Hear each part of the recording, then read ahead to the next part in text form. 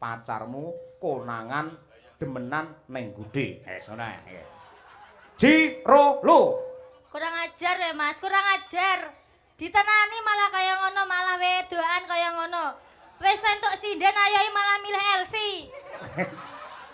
Ngono kuwi. Ora misuh ya? Mboten Pak, jane ya pengen misuh, Pak. Aja. Tapi yo ning ati ae, Pak. Lu. Kowe gelem ngaku apa ora? Ya. Iki kisah nyata iki, Pak. Tak omongi, Pak. Ndak terus tenang. Kayak lewat cerita aku. Aja guyu, mesu kok guyu. Ayo. Kowe meh ngaku dhewe apa tak buka dhewe? Ya. Biasane kuwi ya dibuka dhewe nek ora. Mboten, Pak, mboten. Maksudnya pilih ngaku apa langsung dudone bukti ngono lho, Pak. Maksude. Upamane bukti apa aku sangat setia dengan kamu Dewi Nong. Nah, iya. Jujur Nong. Sik tetep ngeyel. Ora kok ngeyel, aku ki setia kepadamu, enggak pernah ada wanita lain yang aku cintai kecuali kamu. Oh, ngono ya mainmu ya. Ya wis tak kirimi buktine. Jebret. Wis, lek milih kae milih kae. Wis. Kelaluan. Ganteng. Ora kena dipercaya. Kurang aku apa? Aku lho pernah gawe salah apa karo sampean? Aku yo SMS karo cah lanang enggak pernah. Kuwi lho aku WhatsAppan karo yoga-yoga sing iseng enggak pernah. Rantai pulsa. Tapi kok nyopo sampean tega-tegane karo aku kaya ngono kuwi? Kurangan kuwi ning endi? Kecuali lek aku iki wong wedok nakal, wong wedok sing gelem aneh-aneh. Aku lho setia mung karo sampean, Pak. Setiaki. Tenan. Nah, saiki sampean tak takoni. Pilih aku apa pilih kono? Yen pancen pilih kono ya silahkan kaya Winong mau. Pilih sampeyan no. Lumayan jagat kurping langit ora ana wanita sing tak tresnani kejaba mung Sukesi Rahayu.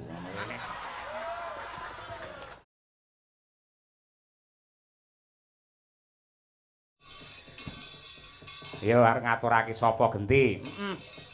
Coba kaya apa sing bar opnam iki, Mbak Umi Hafifah dicek sik suarane. Ayo. Ya Nduk, berdiri dengan dukung. Ayo, yo.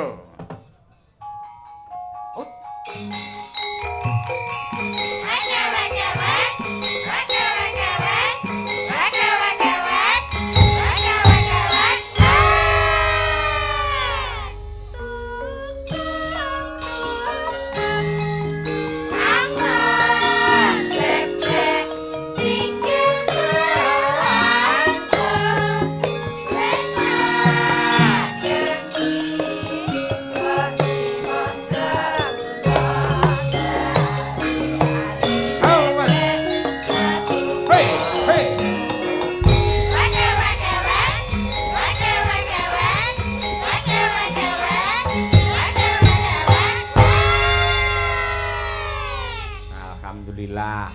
Wis pulih 100% Nduk Umi. Insyaallah, Pak. Ayo.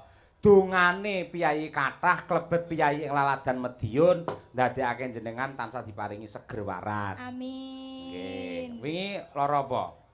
Tipes Pirang dina lek opnam? 3 dinten. 3 dina. Nggih, Pak. Biasane lek ngene umume 7 dina lho Nduk lek tipes iki. Napa nggih, Pak? Iya, sampean mung 3 dina sangat luar biasa. Ngono Nggih. elok tenan. Wis muga-muga sehat sak teruse. Mergo bapak-bapak ning kene mau lho kabeh padha nakokke ngono. Nggih, ngoten. Nakon. Mbak Umi pripun tindak mboten? Oh, tindak niki mangke tindak tetepan. Nggih. Matur nuwun karo bapak-bapak sedaya sik. Ayo. Nggih, matur nuwun dumateng bapak-bapak, ibu-ibu sedaya Umi Mania. Waduh. Dimanapun Anda berada, matur nuwun sampun paring donga kagem kula supados kula enggal sehat walafiat. Oh, nggih. Mugi-mugi panjenengan sedaya diparingi sehat, paringi panjang umur, berkah sedayanipun pokoke Pak Bu. Amin. Ya, pokokipun. Ayo, pokokipun. Nggih, pokokipun. Heeh. Pelok nenem karyane Mbah Sukron. Ayo coba kaya apa? Nyidra asmara utawa ula tampar sak bawane Nduk Umi Hafifah. Ya. Nggih. Nggih. Uga diaturake marang Bapak Hariwur karo Pak Purnomo sumrambahipun para kadang-kadang seniman ing Laladan Madiun, malah iki Mas Jamaluddin. Iya, iki pareng rawuh. Pareng rawuh wis. Terima kasih Mas kalian ramanipun sugeng pinarak ingkang kanthi prayogi. Ya Mas Gurit. Ngono. Nenu. Matik seri angkleng darma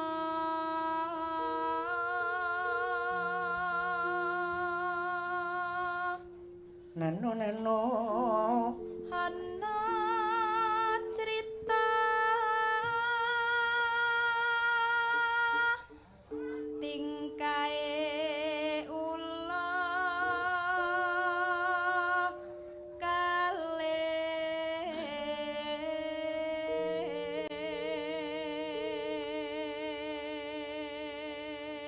Ugi kula aturaken dhumateng para kadang-kadang ingkang kepareng monitor lumantar YouTube, para subscriber lan ugi para pecinta budaya wayang. Ya, saka SKCK sedulure Ki Cahya Kuntadi, Sencaki Sutresna Ki Cahya Kuntadi lan sing anyar iki ya Wicaksi Lover. Wah, ya bocah nom-nom sing seneng wayang. Biyen mung senenge lek pas limbukan tok, ning saiki rata-rata nonton wayang nganti sak tancep kayone. Elok. Jos. Nduk. Waduh. ingkang samya jumburaya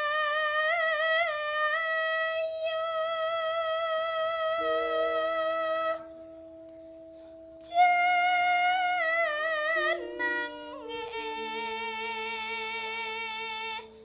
ula tampar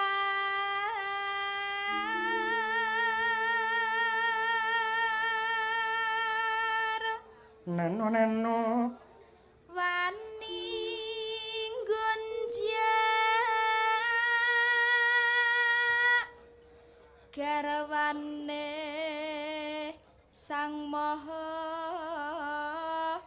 wiku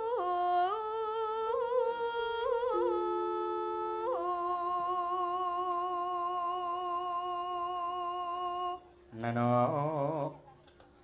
hananggih kinaga raja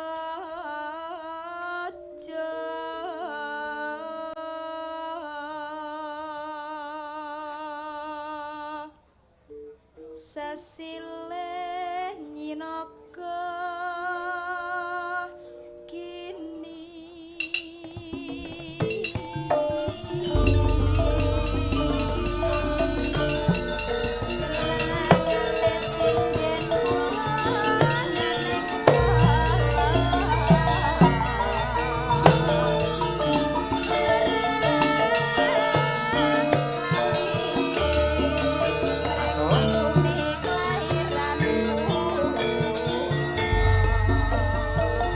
Halungan rumiyin. Wis ah.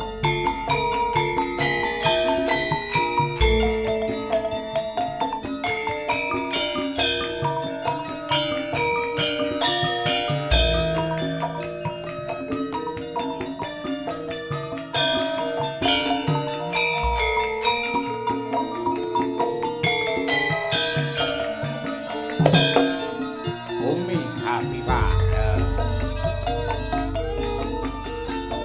Jangan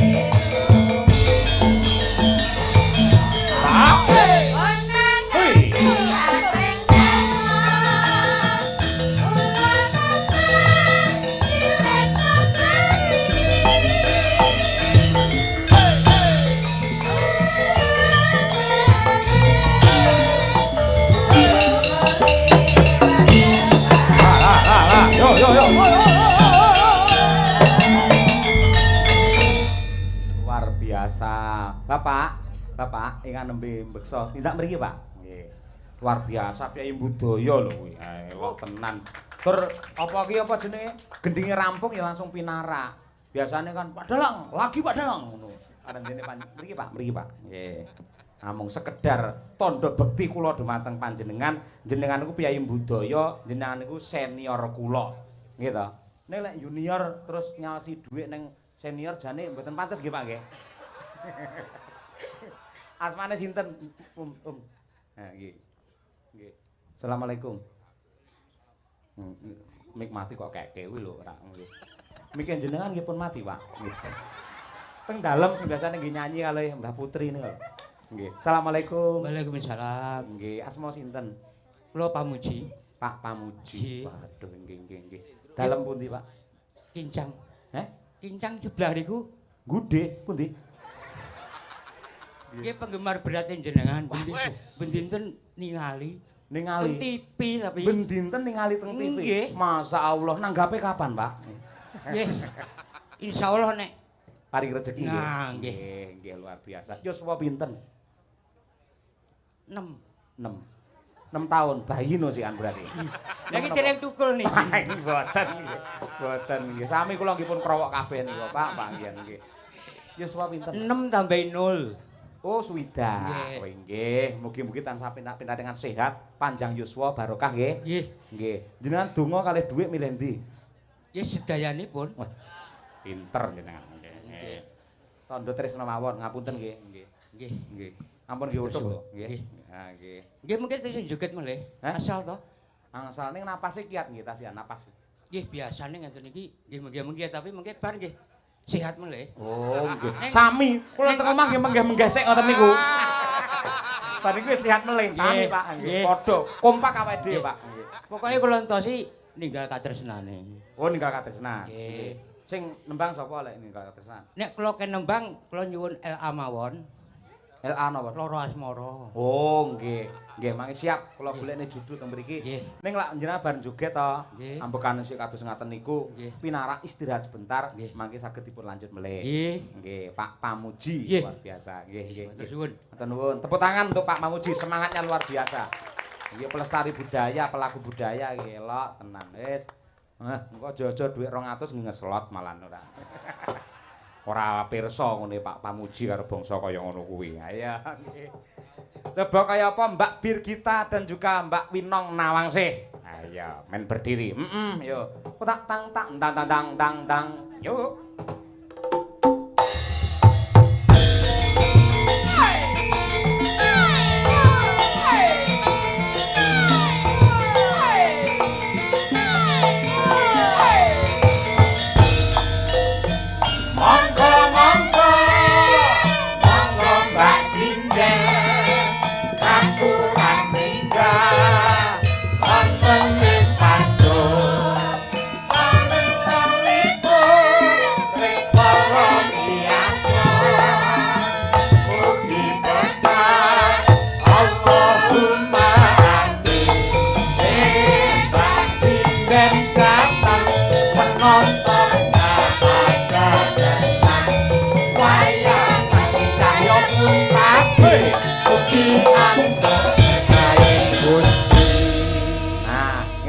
Birgita karo Genduk Winong.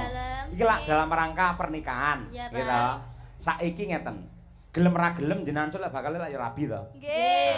Iki ceritane jenengan iki Banter Winong. oh banter Winong. Lah ya Winong banter. Angger dhewe. wareg banter dhewe ngono. Nah, Iya. nggih. Saiki upamane Birgita sik. Iya, Sampeyan Pak. merem sik, merem. Merem. Diresapi ya. Nggih. Upamane sampeyan duwe pacar utawa duwe bojo sing bener-bener sampeyan tresnani, bake konangan selingkuh karo wong wedok liya. Kira-kira olehmu ngonek-ngonekne pacarmu utawa bojomu lanang piye? Jiro lu. Kurang ajar we, Mas. Kurang ajar we, Mas. Tega kowe, Mas. Aku iki wis tenanan Oh, karo kowe. ra mungkin karo guyang-guyu ra mungkin. Aduh, aduh. Nesu kok ora. Ngepake lek ra nesu malah tak kon terus lho. Bulan baleni lho. Iya, Pak. Mula tak kon merem tak ya kuwi. Tapi kudu nangis dhisik, Pak. Kudu enek sing dikaplok tenanan ngoten lho, Pak. Aja ngaplok Pak Pamuji lho ya, kuwi piyai sepuh ora. Mboten, Nggih. mboten, Pak, Nggih. mboten. Ngono saiki kudu ngono kuwi. Pak Taslim, Pak Taslim. Iya. Kula niku lek anu Pak, harus ada yang dianu tenanan. Kudu nek lanangin lho Pak. Kata-katamu pertama mau kenapa kok kurang ajar? Kok ora kata-kata yang lain? Kok kurang ajar apa pancen kulino diajar sampean? Mboten Pak. Merem sik, merem. Iya, Pak. Konsentrasi penuh. Pacarmu konangan demenan neng Gude. Ngono ae. Jiro lu. Kurang ajar we Mas, kurang ajar. Ditenani malah kaya ngono, malah wedoan kaya ngono. Wis entuk sinden ayoy malah milih Elsie. Ngono kuwi. Nggih. Ora misuh ya? Mboten Pak, jane ya pengen misuh Pak. Aja. Tapi yo ning ati ae Pak. Ah nggih. Wis ngono kuwi intine ngono kuwi ya. Dadi Iya, aku Pak. ngerti karaktermu iki baki kaya ngono kuwi. Napa Pak? Lek nesu baki gur kaya ngono. Lek nesumu gur kaya ngono, wong lanang dadi malahan ora. Waduh. Nggih. Bu, pripun Bu nesune Bu sing bener Bu? Alah, saiki iki, wi Nong. Ayo Nong. Wis bebas sesuai dengan apa wi pengalaman Anda kemarin-kemarin itu ya. Saiki Nong. konangan Ayo, Nong. pacarmu delalah duwe pacangan liya atau selingkuhan liya. Tak sampake sik ya. Sampake apa kuwi jenenge? Nah, sampean bar ki kari ngonek-ngonekke. Yo, yuk.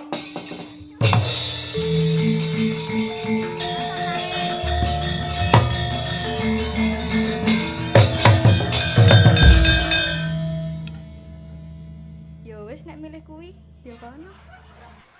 Lah kok pasrah ngono modele? Napa, Pak? Enggak, Pak. Saya tuh soalnya karakternya lembah mana, ngono lho, Pak. Lembah mana. Nggih. Dados kula niku mboten sing muring-muring, ngoten niku mboten. Oh iya, dadi halus ya awene. Nggih. Ya balenono ora tak ganggu. Yuk, Jiro lu. Kowe gelem ngaku apa ora? Ya. Iki kisah nyata iki Pak, tak omongi Pak. Enggak terus lanang. Kayak lewat cerita aku. Aja guyu, mesu kok guyu. Ayo. Kowe meh ngaku dhewe apa tak buka dhewe? Ya. Biasane kuwi ya dibuka dhewe nek ora. Mboten, Pak, mboten. Maksudnya pilih ngaku apa langsung dudone bukti, ngono lho, Pak, maksudnya. Terus upamane bukti-bukti apa aku sangat setia dengan kamu Dewi Nong. Nah, iya lho. Jujurna nang. Sik tetep ngeyel. Ora kok ngeyel, aku ki setia kepadamu, enggak pernah ada wanita lain yang aku cintai kecuali kamu. Oh, ngono ya mainmu ya. Loh, Ya wis tak kirimi buktine. Jebret. Wis, lek milih kae milih kae. Wis. Oh, ngono kuwi. Saya tidak suka muring-muring, Pak. Oh, Saya apik, kalau apik. saya kalau dihianati ya udah berarti memang dia yang goblok gitu. Udah iya. dapet saya kok masih menyia-nyiakan tuh berarti yang goblok kan dia, bukan saya. Iya. Yang rugi tuh dia bukan saya. Gitu loh, yang rugi Wes, tuh bukan wes, Jadi saya. malah sampean ra kakean omong ya. Mboten. Halus malah ya. Nggih. Dadi sing lanang teko langsung kok idoni ngono ya. Nah, nggih niku leres niku, Pak. Wah. Iya. Saiki tak cek pisan mumpung kelingan. Ayo, Ayo. Nadianto rong tau pacaran kan kudu nyoba to, ya to. Nggih. Nadianto rong tau. Ayo keluarkan. Wong lanang ganteng iki kaya apa rong tau ngerti to, Dek. Ayo. Kira-kira. Ayo. Ayo piye? Ayo. Sampak sih, sampak. Oh iya, sampak telutur, pelok 5. Ayo.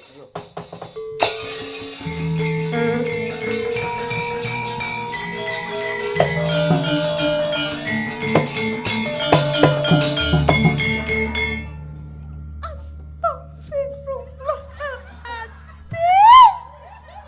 Ya Allah. Jebul kaya ngene. Iki sinden apa kucing iki? Jebul kaya kene. Sing mau lakoni ning mburiku. Wes. Sinden malah Nah, iki sing apik genah iki Bu Kesi. Kesi iki. Nadyan tau kulino roh le nesu. Nek lek nang kene kira-kira piye? Ayo. Ya kuduno. Lah kowe kan wis tau kok seneni mergo aku konangan ping 4 to kewisan. Ayo saiki, ayo. Kalau aja sing langsung minggat aja, sing ngomongan wae. Aja lu sing lunga ke omah kae. Terus mulih ngegrek kae aja. Ning kalau ayo Bu. Ayo, apa nggih. Sampean sik ra apa yuk sampak pelok 5. Yuk.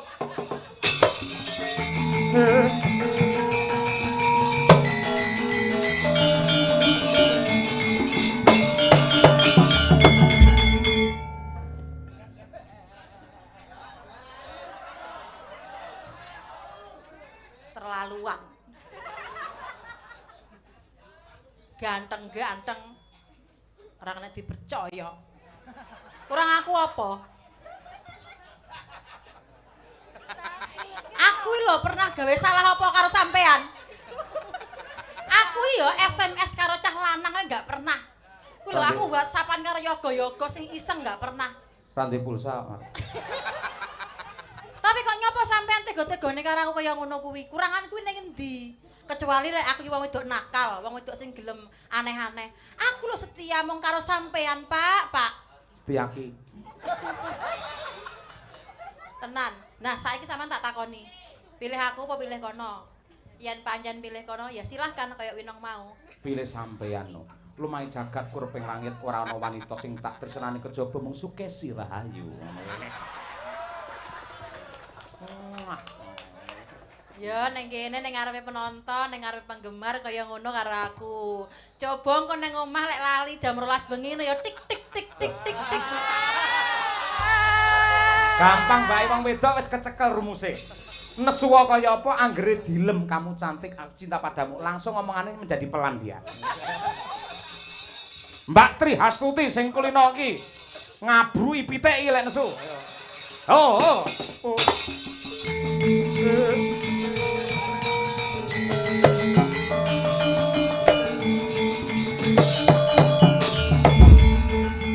Heh. Biya jiret wedhus ra urus onangan ra genah tak idak-idak kowe. Reng, wani para? Reng. Wis Pak ngono kuwi Pak. Kowe bae awakmu iki nyambi dadi tukang pijet ngidak-ngidak barang. Aku ra sabaran nek ngene iki Pak Yoyo. Lah sampeyan nesu-nesu kejiret bareng itu. Apa nih? Lah kuwi mau kok. Lah kan aku gene kejiret jiret. ngono. Aku yang jiret kejiret no. Wes Pak Yoyo, ampun, isin aku. Kuwi sen. Isin. Lah Mbak Lia kon nesu-nesu tenan engko. Engko cagak listrik iki iso diantem tenan iki. Pilane tulisane ya sedot WC. Ayo coba kaya apa cah loro. Ngaturake ya kuwi Kitir Sumilir karya dari Pak Geduk Seswantara. Lagi cah loro iki kon jaran apik sing kedua. Ya, Monggo diaturake cah Kitir Sumilir. Yo. Iya.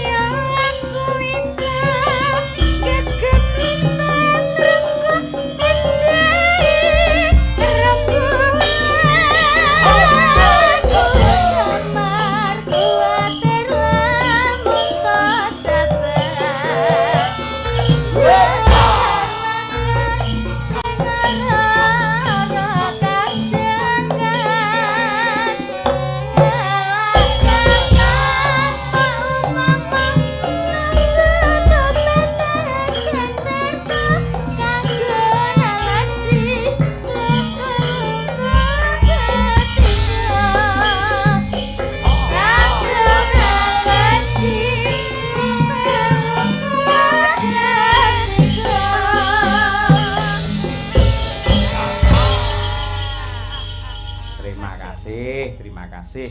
Piye, Nduk? Sehat ya, Nduk? Sehat. Sukune pun pulih. Nggih tasih linu-linu sekedhik, Pak. Oh, linu sekedhik. Ngapa to? Kuwi ngapa? Kejadiane piye? Delereng, Pak. Ndlerengi basa ngendi? Delerengi apa ya, Pak? Ning ngene aku tidak hati-hati ngono lek pas jalan, Pak. Nereng-nereng to? Nggih. Oh, delereng. iya. Sing kok pikir apa kok iso nganti tidur? Boten. Kesel ya, Pak. Aku nitene bolak-balik lho mbiyen nalika Napa? ning Ngawi kuadungan kae sikilmu ya nganti cilaka. Wingi tiba meneh. Lah nggih delereng niku lho, Pak. Ah ya mula lek anu ki lek mlaku fokus ke depan ngono kuwi aja mikir rena. Mergo sing kok adepi ning ngarepmu ki dadi bebaya apa dadi nugroho ki awake dhewe lak ya ora ngerti to, Bir.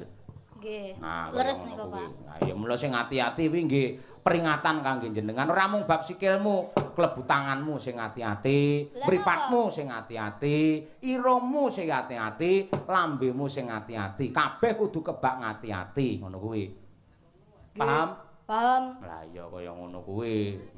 Mergo lek ora waspada ora ngati-ati sosok malah mbilaeni karo awake dhewe. Lek mbiyen ki sing mbilaeni ki omongane wong saka tutuk saka lambe ning saiki jaman medsos niki sing marai bahaya ya kuwi jentik jari-jarimu ki sing marai bahaya. Betul niku, Pak. Sing ngetik mendina ngono kuwi tanpa nyinau menyimak apa adegan keseluruhan terus komen dan lain sebagainya akhirnya dadi bentrok dadi dredah munggah ponco bakah ayo Biasa kula niku, Pak. ayo ngono kuwi ngimpi ya Nduk oke coba sak bawane nggih karo nyuwun pangestu karo Budiwarti sik dilenggahi alhamdulillah pangestu Budhe meniki adiknya tadi sampun pulang, Pak. Oh Mbak Tias Nggih Dik Tias nggih pancen yo Ngantuk. sekolah nggih nano ngamber ing awang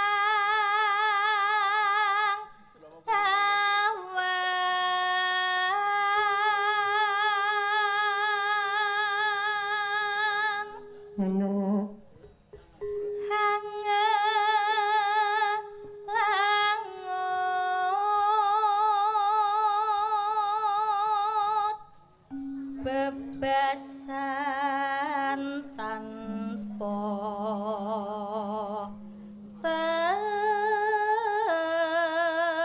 tepi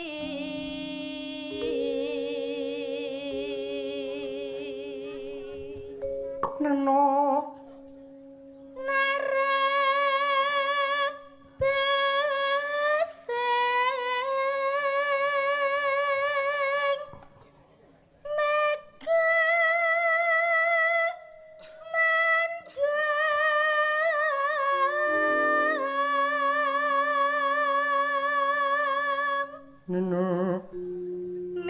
Mider ngideri jagat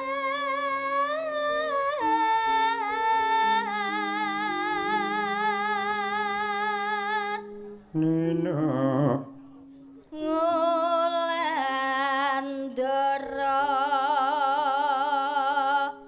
nglember nggahi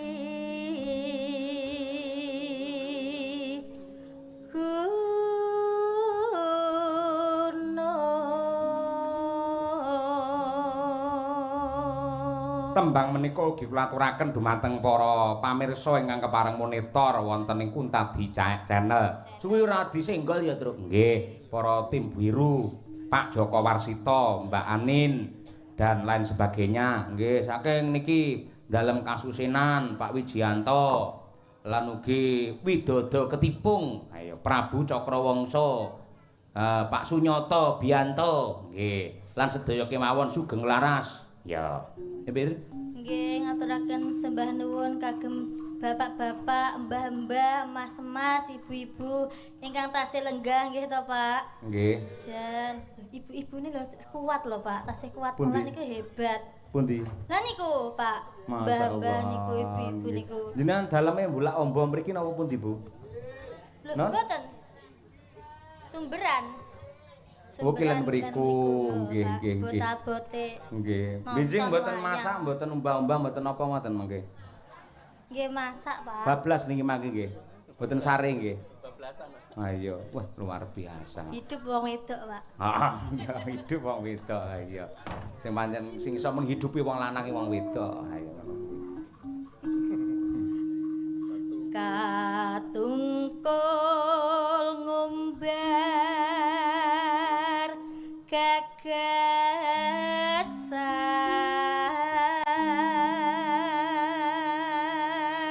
Nono. satemah kinawa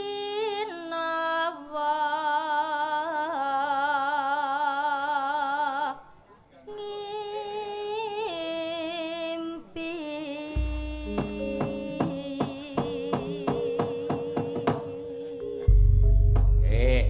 Monggo Mbak Birgita sak langgamipun sing nyemek-nyemek. Ayo. Cetangos. Seripet,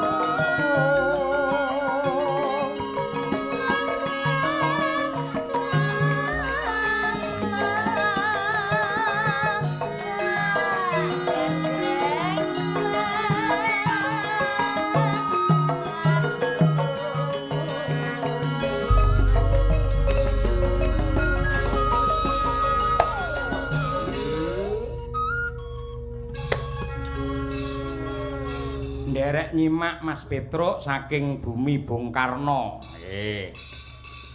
Sembah nuwun sampun paring panglipur. Nggih, nggih, nggih. Tertanda Ki Mujianto. Nggih. Ya, Bir.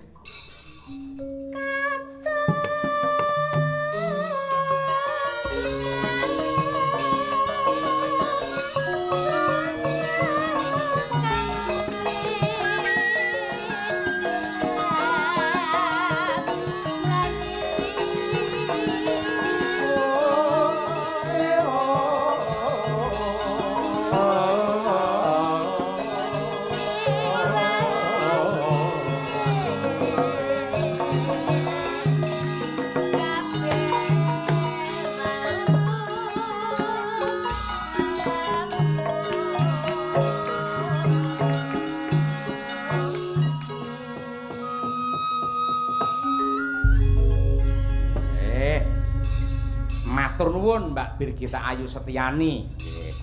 Bukesi ada salah satu admin taksi lover ya sing simbahe nembe ulang tahun piye Bukesi? Cetane piye iki? Nyuwun tembang glathik glinding. Oh, ngaten. Nggih. Kangge kado ulang tahune Mbah Kakunge. Nggih. Oh, nggih, siap. Ngarani mboten kedah sing nembang sinten? Bebas sing penting glathik glinding saking Mbak Anindita Fadilah Putri. Oh, nggih. Semangat rampung dan garap skripsi. Amin ya rabbal alamin Mbak Anin. Menika badhe kula aturaken glathik glinding kalian atur pisungsung dumateng ingkang Eyang kakung anggenipun ambal warsa mugi-mugi tansah dirga yuswa dirga hayu manggih yiwana basuki ing salaminya. Ya nggih. Berarti lek ra ngarani Mbah Warti saged iki ditanjake lek ngono nggih.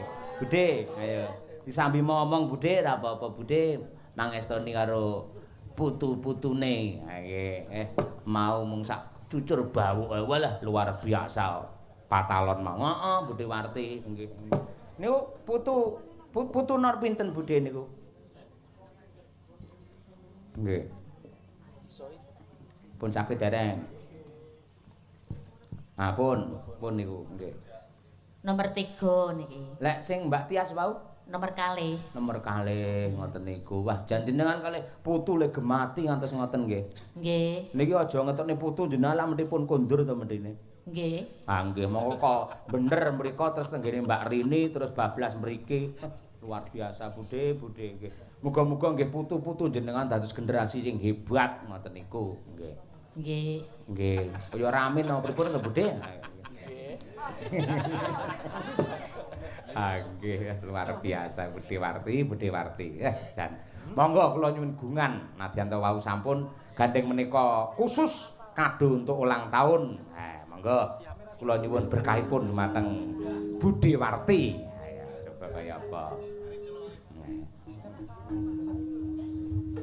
Singa tirta mangsa janma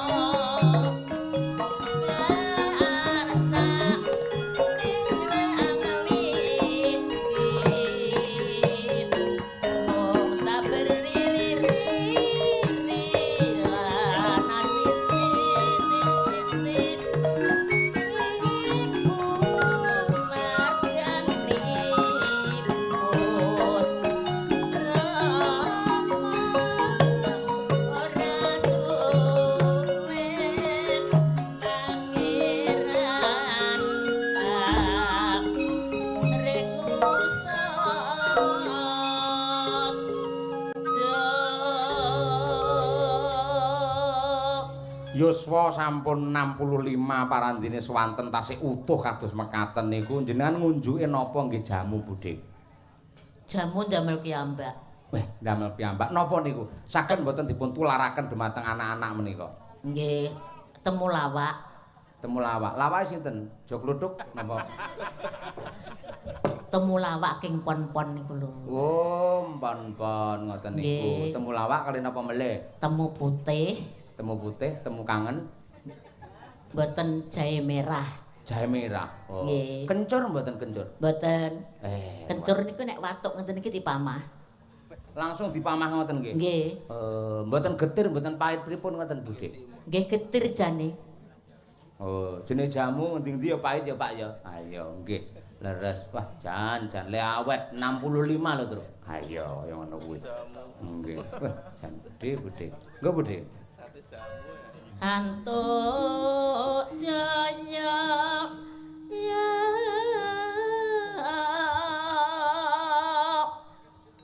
duhing rasa rasa mulya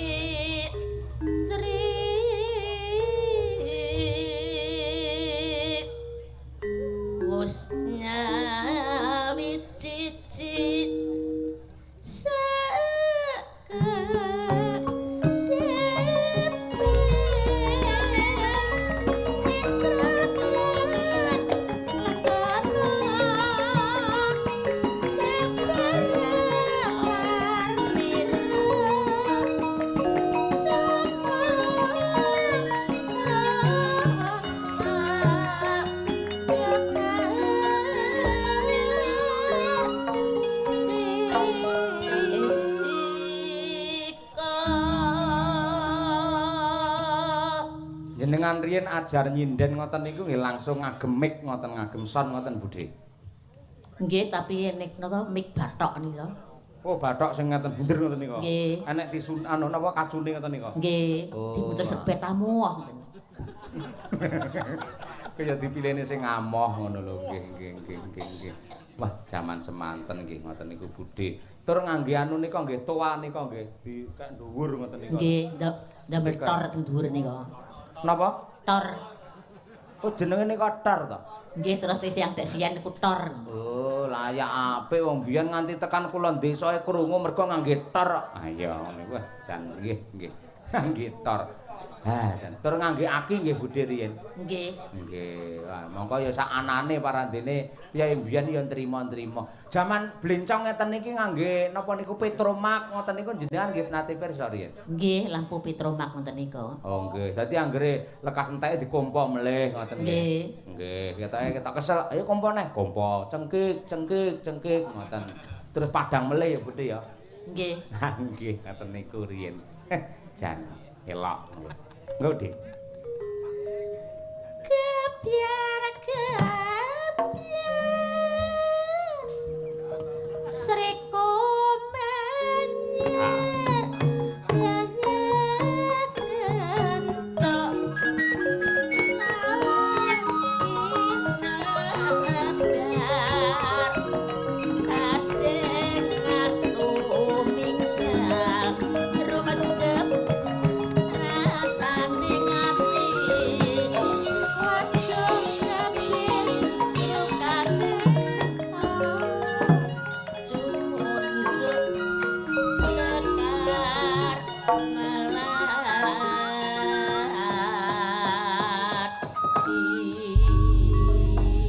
Tasik keparang lenggah nyuwun tepuk tangan apresiasi untuk Budhe Suwarti yang sangat luar biasa. Ayo dan muga-muga ya sinden-sinden iki iso langgeng lestari kaya Budhe Warti ngono kuwi.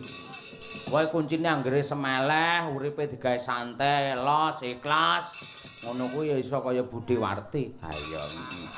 Nek anggere titik-titik terus skincare, titik-titik terus skincare ngono kuwi ya suwi-suwi raine rusak malahan.